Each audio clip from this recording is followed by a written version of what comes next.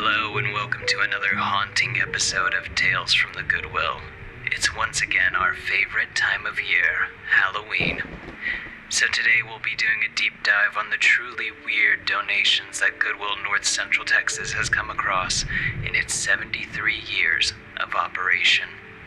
In a previous life, we told you the tale of Toki, the albino snake that found its way inside a couch and caused a global sensation as a result. I was actually working and processing donations when I tipped a bin is when I found Toki.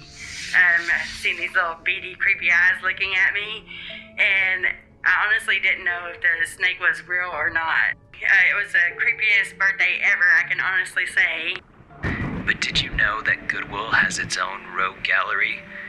This living museum houses a number of bizarre items, including shocking beauty products, a pocket-sized flare gun, and an alarming number of taxidermied creatures. Visitors across the years have delighted in the finds within, but some can't shake the memories of these items.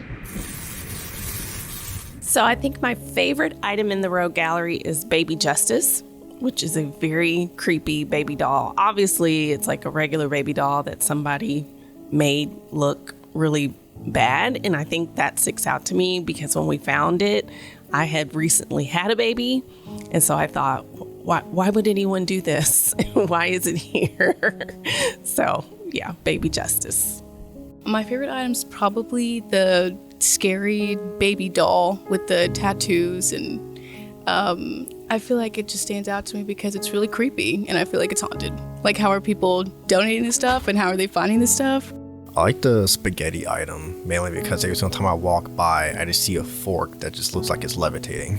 And so that's what really piques my interest every single time I walk by it. First time I saw it, I was a little bit weirded out just because I was just staring at the fork. I was like, how's the fork levitating? That's crazy. Yeah, that boggled my mind for a couple weeks. Hey, my name is Chloe Martinez. I'm the lead job placement specialist for the Opportunity Accelerator program. My favorite weird donation is the pair of shoes that has gnomes for the heels. It stands out to me because my aunt is obsessed with gnomes. And so I actually took her over here to just kind of see where I work, and she saw them and fell in love with them. So those are my favorite. My name is Jackie McClendon, and I am the manager of Opportunity Accelerator. And my favorite item that is a weird donation or crazy donation is the Lemon Fresh Joy bottle. Somebody was very creative, and it also reminds me of a time period, maybe the 60s or the 70s, because of the way the doll looks, and also the price of the Lemon Joy.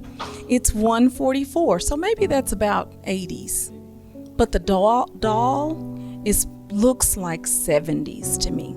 So somebody was being pretty innovative and creative, and then it ended up here at Goodwill. I think that my favorite item in the Rogue Gallery has got to be the brass urn, because I found it myself. Years ago at our Campus Drive retail store, it was on the shelf for sale for $3, and I was visiting the store and I opened it and I saw that it was full of somebody's ashes, and I couldn't believe that it was actually for sale, so I immediately pulled it and put it into our Rogue Gallery. It may surprise our listeners that ashes frequently cross the threshold of donation doors, oftentimes to shock. I'm Amber Tamplin, and I've worked for Goodwill for 16 years, and one of the weirdest donations I've ever seen is somebody donate their grandparents' ashes. But what happens to these items upon their discovery? In most cases, we will try and contact the family members, but that doesn't always happen. And then we turn it over to our safety and loss prevention team. Sensitive items such as ashes are referred to the local law enforcement and/or funeral homes. Rest assured, we don't want to disturb any spirits. Which brings us to our next question. Why house these items in the first place?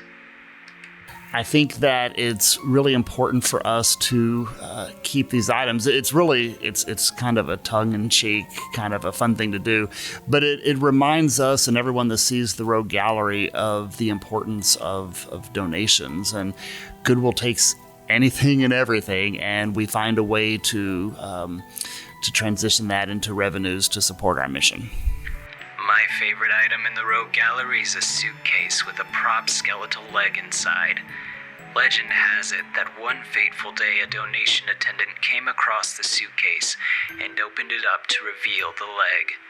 Thinking its contents were filled with real human remains, the attendant let out a blood-curdling scream which some people say you can still hear to this day.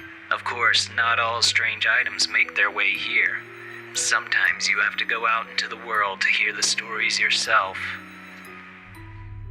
My name's Liliana Navarro. I've worked here for over 3 years, and the weirdest thing I've seen are statues of the Santa Muerte donated. No one wanted to touch them. They didn't want anything to do with it. We've had a lot of taxidermy stuff. The latest one was a raccoon. We've found, we get the statues of the skulls, like bull skulls and stuff like that. We've had that, along with, we've found ashes a couple times. And I don't know, there's just so much. A lady donated $3,000. It was last year. So the lady told me, I remember the purse that she gave me. And I thought she had lied to me, so we went back in there. And I gave her the purse with $3,000 in it, and she tried to give me money and everything. I didn't take nothing. I just told her, love the world and love everybody. Hello, my name is Josh Lasser, and the weirdest thing I encountered at donations was a small turtle at the Kroger location. I released it on the grass, so I was told to. So the weirdest donation that I've received at a location I was at were adult products that we cannot sell in the stores. The weirdest donation I've ever seen working at Goodwill is prosthetic legs.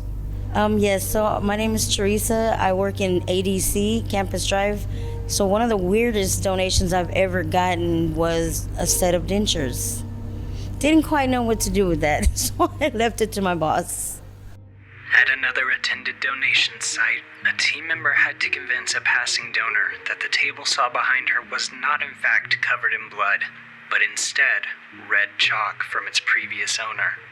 Still, it makes you wonder why someone would make such a gruesome accusation.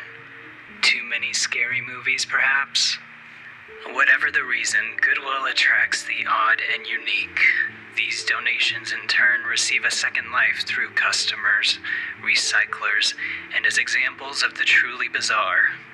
If nothing else, they create stories that far outlast the donation itself. And isn't that what Halloween is about? So next time you're gathered around the fire whispering tales of terror and delight, make sure to mention these donated frights. Until next time, this has been the Goodwill Ghoul, and I'll see you next Halloween.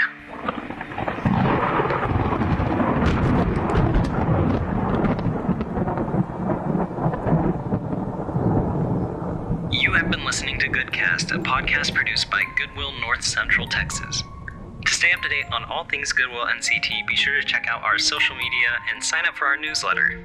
And if you have a second, we'd appreciate it if you could share the show with a friend or leave us a review on iTunes. It is the fastest way to help the show grow. You can find us on Apple Podcasts, Spotify, or wherever you find podcasts.